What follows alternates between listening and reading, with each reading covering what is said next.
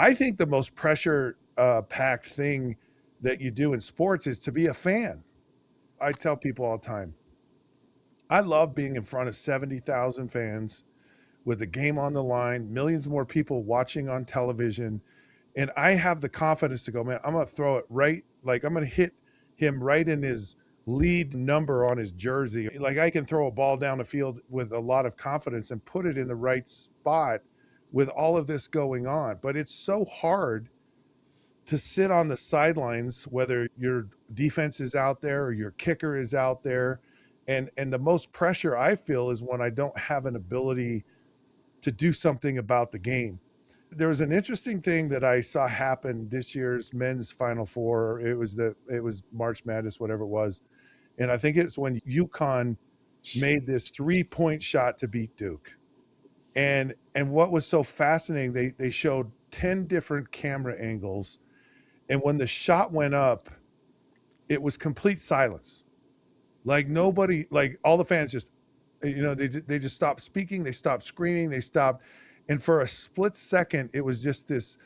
Everybody's holding their breath. They're just like, oh. And then when he makes it, it's just this sheer agony of the fans that lost and this ecstasy of the fans that won.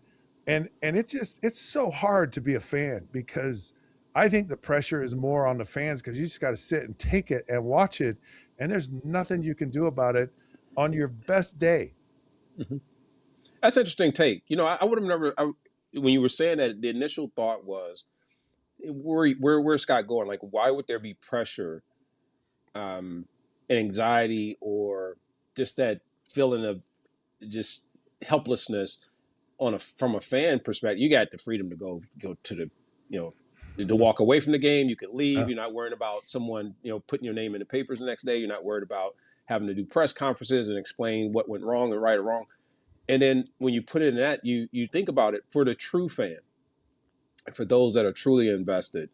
I think it becomes part of a lifestyle, becomes part of their daily lifestyle, and they wear it, they buy it, they embody it, they become it.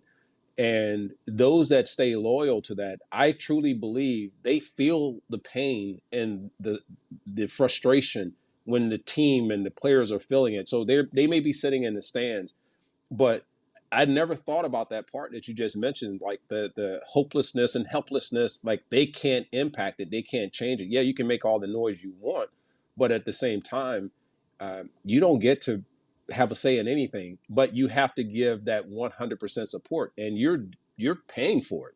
You're actually paying to go there to have these feelings basically tap dance on and played with and tortured, in hopes that you're going to get this adulation and you're going to get this fulfillment at the end. So that's an interesting take. I never thought Well, of it that way.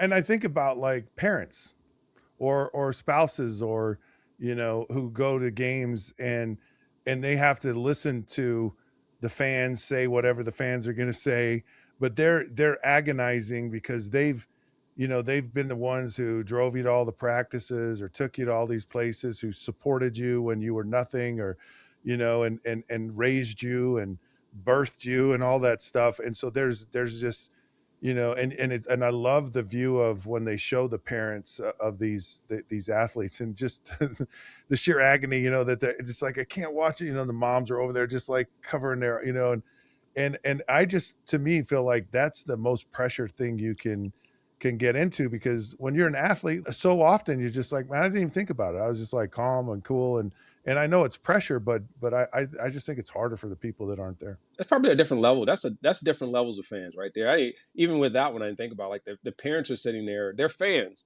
but Yeah. they have a whole different type of investment in terms of their emotional investment into it, because it's their kids, right? And if they're getting booed, then they feel like they're being booed, right? Or they feel like they have to defend a position.